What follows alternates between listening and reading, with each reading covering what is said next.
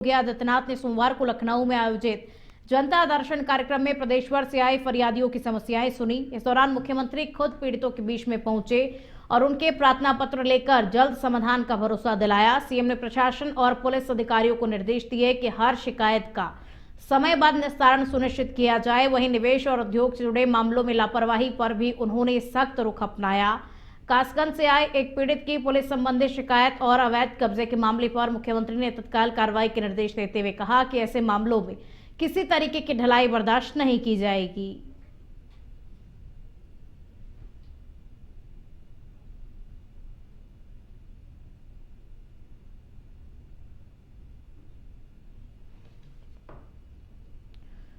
शंकराचार्य स्वामी अभिमुक्तेश्वरानंद सरस्वती महाराज की गो प्रतिष्ठार्थ धर्म युद्ध शंखनाद यात्रा उन्नाव पहुंची, जहां सुंदर पैलेस में श्रद्धालुओं ने उनका भव्य स्वागत किया। इस दौरान मीडिया से बातचीत में शंकराचार्य ने कई मुद्दों पर अपनी प्रतिक्रिया दी। उन्होंने आशुतोष ब्रह्मचारी पर हुए कथित हमले को लेकर सवाल उठाते हुए कहा कि घटना को लेकर कई संदेह है और इसकी निष्पक्ष जांच होनी चाहिए। साथ ही मुख्यमंत्री योगी आदित्यनाथ पर भी निशाना साधते हुए संन्यास की मर्यादा और आचरण को लेकर के सवाल खड़े किए। शंकराचार्य ने 11 मार्च को लखनऊ में धर्म युद्ध शंखनाद का भी ऐलान किया।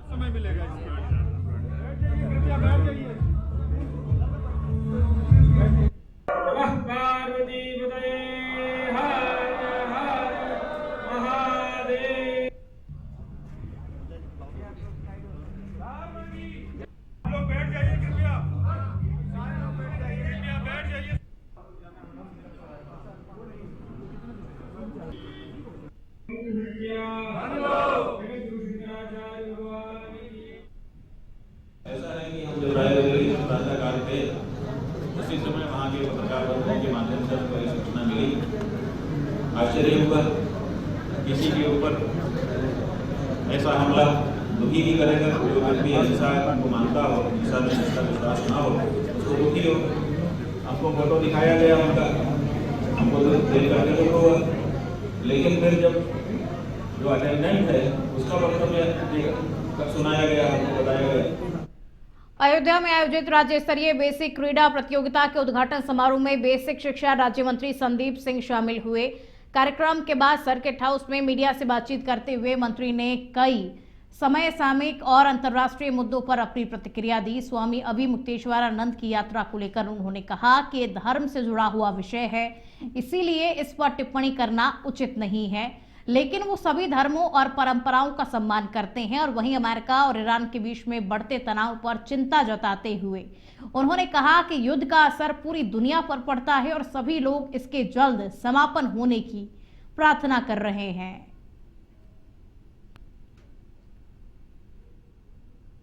मैं कोई इस पर विशेष टिप्पणी नहीं करना चाहता हूँ। वो धर्म और इन सारी चीजों से जुड़ा हुआ विषय है, हम हर एक चीज का सम्मान करते हैं। मुझे लगता है कि जब इस तरह की कोई भी चीज कहीं पर होती है और कोई भी तरह का युद्ध होता है तो उससे किसी एक राष्ट्र पर नहीं बल्कि हर एक राष्ट्र पे उसका प्रभाव पड़ता है। हम सब लोग तो ईश्वर से कामना करते हैं कि इस तरह का जो वातावरण बना हुआ है हर जगह, जो लड़ाई का वातावरण है, जल्द से जल्द समाप्त हो जाए। और बाकी हमारा नेतृत्व मजबूत है, हमें मोदी जी के ऊपर, अपने नेतृत्व पर विश्वास है। वो देश के लिए, लोगों को, आम जनता को हित में, उनके हित के लिए जो भी निर्णय लेने होंगे उस निर्णय को ले।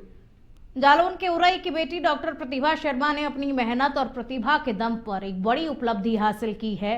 डॉक्टर प्रतिमा का चयन रक्षा मंत्रालय के सिग्नल इंटेलिजेंस निदेशालय में फारसी अनुवादक के राष्ट्रीय पद पर हुआ है, जो पूरे देश में केवल एक ही पद है। जेएनयू में फारसी भाषा में पीएचडी करने वाली डॉक्टर प्रतिमा इससे पहले आकाशवाणी की फारसी सेवा से भी जुड़ी रही है और छोटे शहर उरई से निकलकर इस प्रतिष्ठित पद तक पहुंचना उनकी मेहनत और संघर्ष की मिसाल है।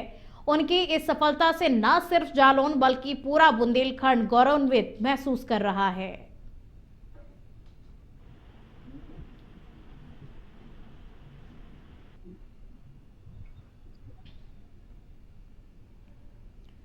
कुशीनगर में अंतर्राष्ट्रीय महिला दिवस के अवसर पर पूर्वांचल मानव सेवा संस्थान ने नारी शक्ति के सम्मान में भव्य सामूहिक विवाह समारोह का आयोजन किया। इस कार्यक्रम में 11 जोड़ों का विवाह वैदिक रीति रिवाज और मंत्रोच्चारण के बीच में संपन्न कराया गया। आयोजन की खास बात ये रही कि सामाजिक कुरीतियों को तोड़ते हुए एक विधवा एक विधुर का भी विवाह कराया गया। संस्थान के अध्यक्ष दीप नारायण अग्रवाल, भाजपा नेता पप्पू पांडे और अन्य समाज सेवियों की मौजूदगी में नव विवाहित जोड़ों को आशीर्वाद दिया गया। संस्थान की ओर से प्रत्येक जोड़े को 11,000 रुपए की प्रोत्साहन राशि और गृहस्थी का सामान भी भेंट किया गया।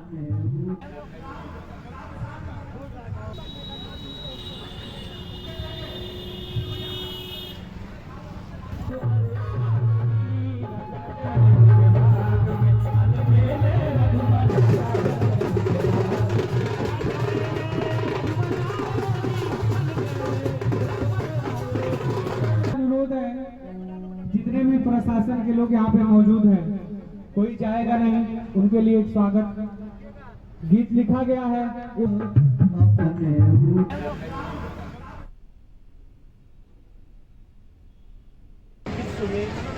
15-20 साल पहले महिलाएं प्रताड़ित थी, तो धीरे धीरे उनको आगे बढ़ाने का काम समाज ही कर सकता है, कोई कानून नहीं कर सकता है, कोई और नहीं कर सकता, समाज और परिवार ही कर सकता है। तो हम चाहते हैं कि हर क्षेत्र में महिलाएं आगे बढ़े और मजे की बात है और गौरव की बात है कि हर क्षेत्र में महिलाएं आगे बढ़ रही है। हम उनकी आज़ादी है और उनको हर कदम पे कंधे से कंधा मिला है।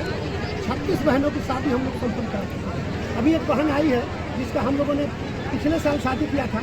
आई ये बहन पीछे बैठी है। ये हम लोग एक ऑफर भी रखे हैं, अगर पति पत्नी में 1 साल तक झगड़ा नहीं होगा और राय से रहेंगे, जिसकी शादी हम लोग करते हैं, तो 1 साल बाद बुला उसको मंच पे हम लोग एक जो है 1,000 रुपया देकर सम्मानित। मुजफ्फरनगर में पुलिस ने एक ऐसे हनी ट्रैप गैंग का खुलासा किया है जो प्रधानी चुनाव लड़ने वाले उम्मीदवारों को निशाना बनाकर उनसे लाखों रुपए की ठगी करता था। आरोप है कि गैंग पहले उम्मीदवारों को अपने जाल में फंसाता और फिर झूठे छेड़छाड़ या दुष्कर्म के मुकदमे दर्ज कराने की धमकी देकर या तो चुनाव से हटने का दबाव बनाता या मोटी रकम ऐंठ लेता था। इस मामले में पुलिस ने एक महिला समेत 4 आरोपियों को गिरफ्तार किया है, जबकि एक आरोपी अभी भी फरार है। एसएसपी संजय कुमार वर्मा के मुताबिक गैंग अब तक कई लोगों से 10 से 15 लाख रुपए तक की ठगी कर चुका है। देखिए, एक हनी ट्रैप का मामला जो है जांच से पकड़ा गया है। इसमें 4 लोग गिरफ्तार किए गए, एक महिला सहित, जिसमें एक महिला का जिसका नाम अभी बताना उचित नहीं है, लेकिन उसके साथ जो आफ्ताब, रियासत, साजिद नाम के व्यक्ति जो रथेड़ी के रहने वाले हैं, नई मंडी मुजफ्फरनगर के, और एक महिला सरवट नई मंडी की भी गिरफ्तार की गई है। साथ ही साथ इसका एक सगा भाई जो रियासत का है, परवेज, जो कि वांछित चल रहा है। ये लोग मिल करके जो है जहां भी कोई प्रधानी का इलेक्शन हो या पैसे वाला व्यक्ति हो, उसको अपने हनी ट्रैप के जाल में फंसाते थे तथा पूरे षड्यंत्र पूर्वक उसको फंसा करके कभी कभी अभियोग दर्ज करा देते थे। तब उसके बाद 164 जो सीआरपीसी आज की डेट में जो बीएनएसएस में 183 का जो बयान लिया जाता है, उसमें ये अपना बयान बदल देती है उनके फेवर में, तथा मोटे पैसे लेकर के इन लोगों से जो है इस तरह समझौता कर लेती थी। तो 2 मामले इसे संज्ञान दर्ज किए गए। मुजफ्फरनगर के सिविल लाइन थाना क्षेत्र में मस्जिद जा रहे एक इमाम पर हमला होने का मामला सामने आया है। सरवट कजियान मोहल्ले में कुछ युवकों ने इमाम अब्दुल वहाब को रास्ते में रोककर हॉकी और बैट से मारपीट कर दी। हमले के बाद आरोपी मौके से फरार हो गए। हमले में इमाम गंभीर रूप से घायल हो गए। घटना के बाद स्थानीय लोगों की भीड़ जमा हो गई और पुलिस को सूचना दी गई। पुलिस ने घायल इमाम को जिला अस्पताल पहुंचाया, जहां से उनकी गंभीर हालत को देखते हुए मेरठ मेडिकल कॉलेज रेफर कर दिया गया। घटना के बाद इलाके में तनाव को देखते हुए पुलिस बल तैनात कर दिया गया है। वहीं मारपीट की घटना सीसीटीवी में कैद हो गई।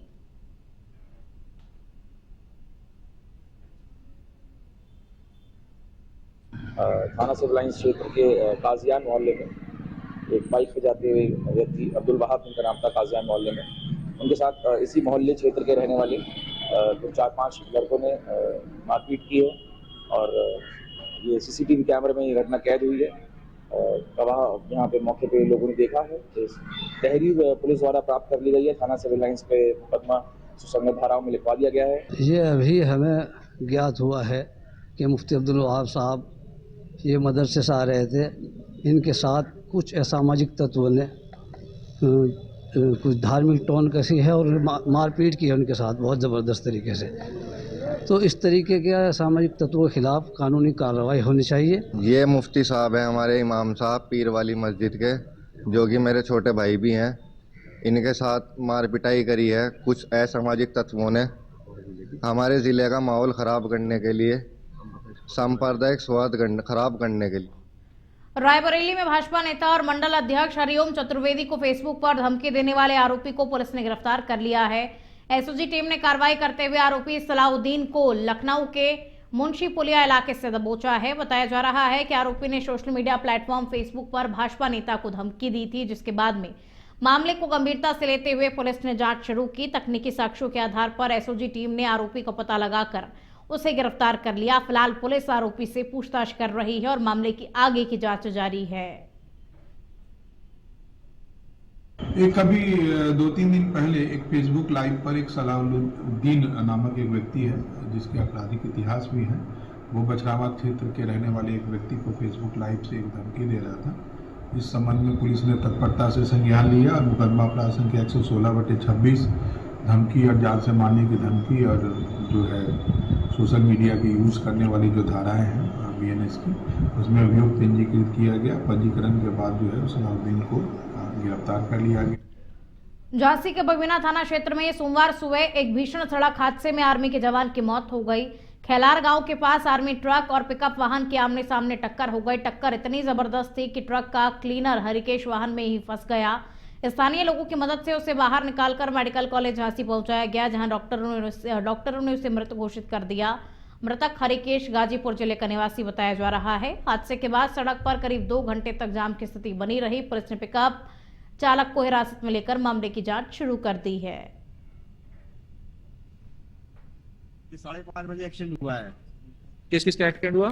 ये आर्मी गाड़ी और मैक्स पिकअप लोडिंग। कैसे हादसा हुआ, क्या देखा आपने?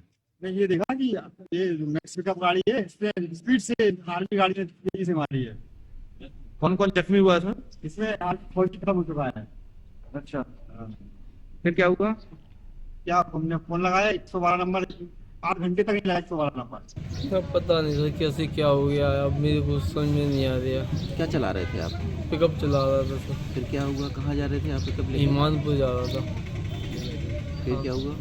अब पता नहीं सर।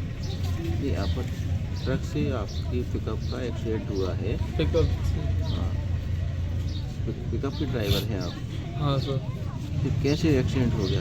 अब पता नहीं सर। ट्रक आया, आप स्पीड में थे, किस तरफ को जा रहे थे? सर मैं लखनऊ के ठाकुरगंज इलाके में 14 वर्षीय नाबालिग की संदिग्ध मौत के मामले को लेकर परिजनों और स्थानीय लोगों ने बालागंज चौराहे पर सड़क जाम प्रदर्शन किया। बड़ी संख्या में लोग मौके पर इकट्ठा हो गए और घटना की निष्पक्ष जांच की मांग करने लगे। सूचना मिलने पर पुलिस मौके पर पहुंची और लोगों को समझा बुझाकर जाम को खुलवाया। एसएचओ ठाकुरगंज ओमवीर सिंह चौहान और पुलिस टीम ने पीड़ित परिवार को भरोसा दिलाया कि मामले के हर पहलू से जांच की जाएगी।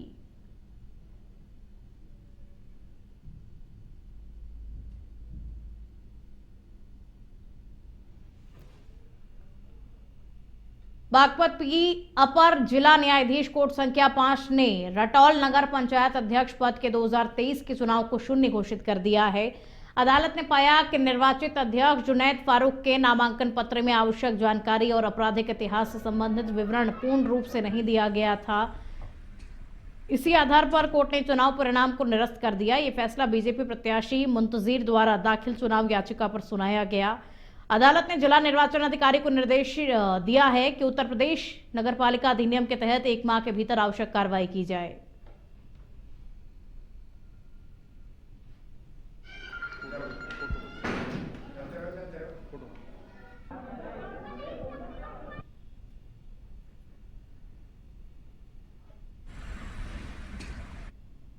पंचायत से मैंने 2023 में चुनाव लड़ा था और उसमें हमारा वोटों की गिनती में घोटाला होने की वजह से हमें हरा दी गई थी। हमारी 4000 वोट थी और कुल 2800 वोट ही दिखाई गई थी। उसके बाद हम कोर्ट पहुँचे। बागपत कोर्ट में नॉमिनेशन पे और गिनती पे हमने 2 ही हमारी इशूज थी, नॉमिनेशन और गिनती। और वो फिर हाई कोर्ट पहुँचे। हाई कोर्ट से एक बार रोक लगा दी गई थी बागपत कोर्ट पे। फिर हम सुप्रीम कोर्ट पहुँचे। सुप्रीम कोर्ट से हम जीत के आए और बागपत अब फाइनल बहस हुई। उस फाइनल बहस में जो इनका नॉमिनेशन था वो निरस्त किया गया है। उसमें इन्होंने अपने आपराधिक रिकॉर्ड छुपाए थे। कि सत्य विचलित हो सकता है, पराजित नहीं होता। जनता की जो भावनाएं हैं, आज जो मैंने देखा एक एक जवान, एक एक नौजवान, बुजुर्ग, सभी ने वो मन से आशीर्वाद दे रहे थे। बहुत लोगों की आंखों में आंसू थे, खुशी का वो नजारा था कि मन इतना प्रसन्न था बहुत ज्यादा कि कहीं ना कहीं लोग जो 2 साल 10 महीने पहले देखना चाहते वो आज देख। ललितपुर के मदनपुर थाना क्षेत्र में एक मूक युवक का शव जंगल में शत विशत हालत में मिलने से सनसनी फैल गई। बताया जा रहा है कि ग्राम उल्दना खुर्द का रहने वाला युवक 27 फरवरी से लापता था। सोमवार को ग्रामीणों ने जंगल में शव देखा और पुलिस को सूचना दी। मौके पर पुलिस पहुंची और फॉरेंसिक टीम ने घटनास्थल का निरीक्षण कर शव को पोस्टमार्टम के लिए भेज दिया। फिलहाल मौत के कारण स्पष्ट नहीं हो पाए हैं। मृतक के परिजनों ने घटना को संदिग्ध बताते हुए निष्पक्ष जांच की मांग की है, जबकि मामले में पुलिस जांच कर रही है।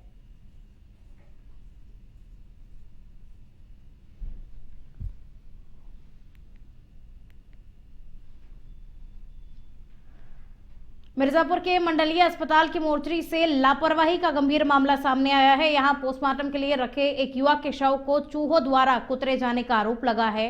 घटना के बाद मृतक के परिजनों ने मोर्चरी हाउस के बाहर जमकर के हंगामा किया और बताया जा रहा है कि तरकापुर मोहल्ले के 26 वर्षीय युवक ने आत्महत्या की थी, जिसके बाद शव को मोर्चरी में रखा गया था। परिजनों का आरोप है कि मोर्चरी का डीप फ्रीजर खराब था और बर्फ के नाम पर उनसे 2000 रुपए भी लिए गए। मामले के बाद अस्पताल प्रशासन ने जांच कमेटी गठित कर कार्रवाई का आश्वासन दिया है।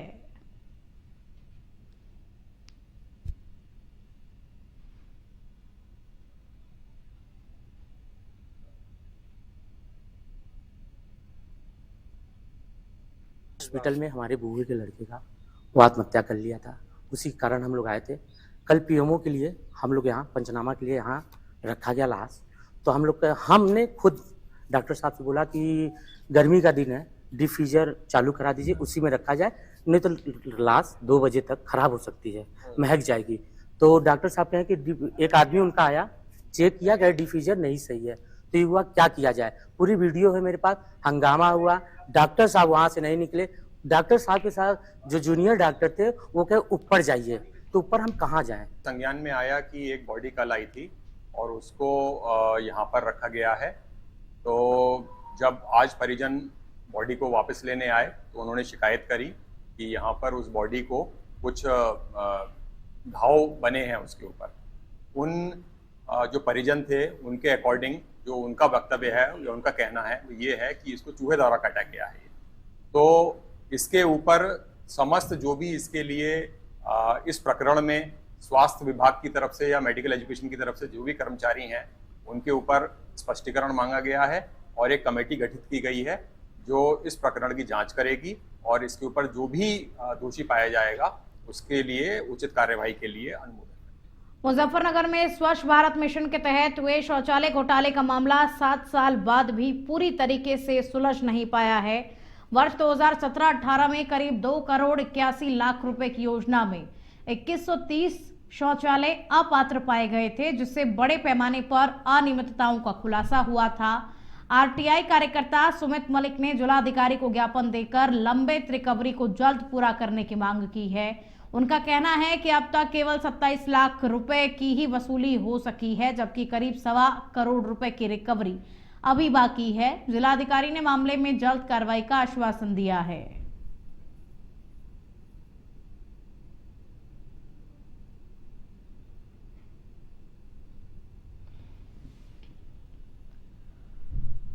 बिहार में एक तकरीर के दौरान मौलाना अब्दुल्ला सलीम चतुर्वेदी द्वारा मुख्यमंत्री योगी आदित्यनाथ की माता को लेकर के विवादित टिप्पणी के बाद में विरोध तेज हो गया है। इसी के विरोध में उत्तर प्रदेश के सीतापुर में हिंदू सुरक्षा सेवा संघ के प्रदेश अध्यक्ष अनूप खेतान के नेतृत्व में लालबाग चौराहे पर मौलाना का पुतला फूंका गया। इस दौरान संगठन के पदाधिकारियों ने बयान की कड़ी निंदा करते हुए प्रशासन से सख्त कार्रवाई की मांग की। अनूप खेतान ने सवाल उठाया कि बिहार में बीजेपी की सरकार होने के बावजूद अब तक मौलाना के खिलाफ कार्रवाई क्यों नहीं हुई। संगठन ने चेतावनी दी कि यदि जल्द कार्रवाई नहीं हुई तो विरोध प्रदर्शन किया जाएगा।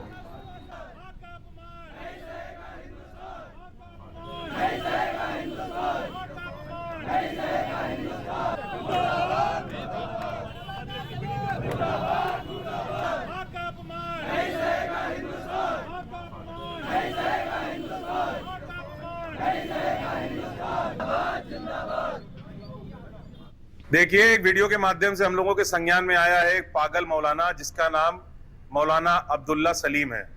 उसने हमारे उत्तर प्रदेश के हृदय प्रिय, जो जन जन के दिल में वास करते हैं, मुख्यमंत्री श्री योगी आदित्यनाथ जी की पूज्य माता जी को लेके जो निंदनीय और अमानवीय टिप्पणियां की हैं, उससे समस्त हिंदू समाज आघात है और उसी के विरोध में इस मौलाना की गिरफ्तारी को लेके आज हम सब।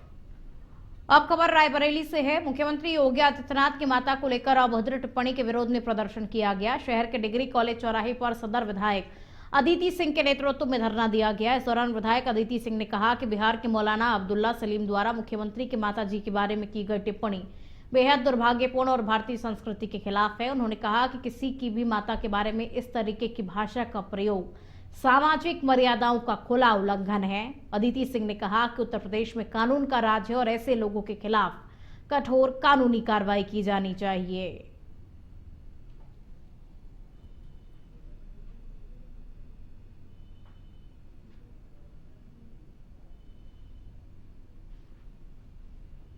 एक तरफ हिंदुस्तान की महिलाएं कहां पहुंच गई हैं, जंगें लड़ भी रही हैं, जंगें जीत भी रही हैं, हर तरीके से महिला काफी तरक्की कर रही है, सबके सामने है।